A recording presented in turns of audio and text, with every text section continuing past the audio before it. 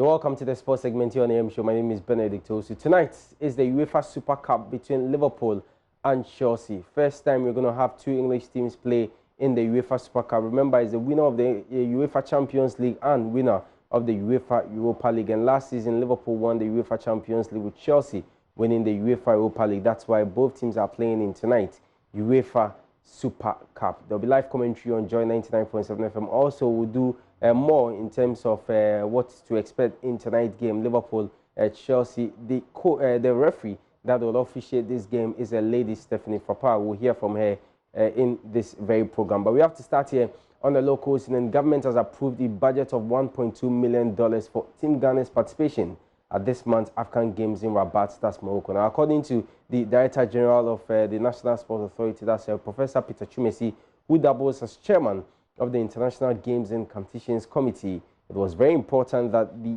budget be made known to Ghanaians before they leave for the Games.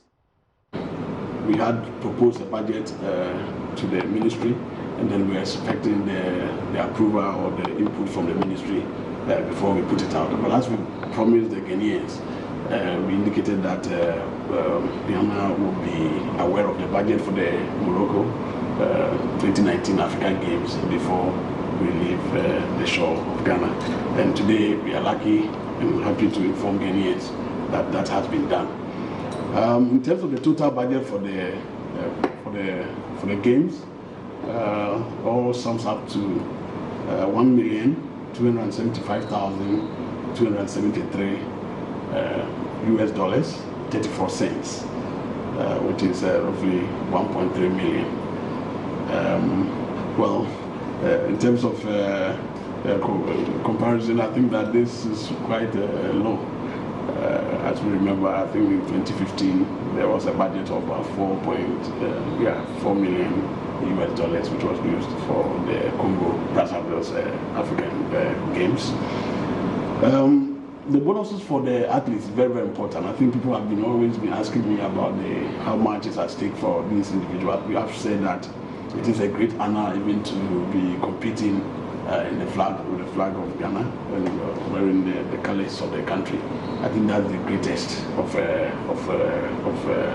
rewards. However, we had also indicated that in our budget we also captured some monetary rewards, and I must start with the individual sports. For the medal winning, there are also bonuses also at stake for individuals who compete, and for anyone who wins the gold is to take home 3,000 US dollars. The silver also attracts 2,000 US dollars, and bronze is 1,000 US dollars. All right, so that's Professor Peter Chumesi. He's Director General at the National Sports Authority. Now, the first batch will leave Accra, or they actually left Accra for Rabat, with the second batch, which will be the final batch, expected to leave on Friday. Well, away from that, Ghanaian players were involved with their respective clubs, and what a night it was for Black Stars captain Andrea Ayew, who came off the bench to score a brace for Swansea as they beat Northampton 3-1 in a Carabao Cup game. Also, Richmond Boachi-Yadom scored for his club side, that's Red Star Belgrade, as they progressed the next round of the Champions League qualification. Red Star eliminated Danish giants Copenhagen through the penalty shootout, which ended 6-5. And Samuel Tete also impressed for Austrian side Lask as they beat Basel 3-1 to also book a place in the next stage of the Champions League. And Porto were knocked out of the championship after losing to Russia's side, that's FC Krasnodar, on away goals, whilst last season semi-finalist Ajax also managed to progress to the next stage of the competition. Porto, for the very first time, are missing the competition since 2010-2011 season. So we have to do some more here on the show. And away from that, we have to talk about Silas Tete, because he's been appointed or has been named as the new coach of the Sierra Leone national team. Tete is returning to the West African country after serving as a caretaker coach between 2015 and 16. There is more in the following report. Of other Ghanaian clubs in his 24-year career. He is best known for guiding the Black Satellite towards Cup glory in 2009. The 62-year-old returns to the Sierra Leone team, having led the Lone Stars as caretaker coach between August 2015 and 2017. An SLFA statement announcing his appointment said the Ghanaian had been chosen after a thorough interview process by the Sierra Leone Football Association Head Coach Recruitment Committee and based on scores earned by the various candidates. He's expected to appoint his backroom staff once he assumes office within the next 48 hours.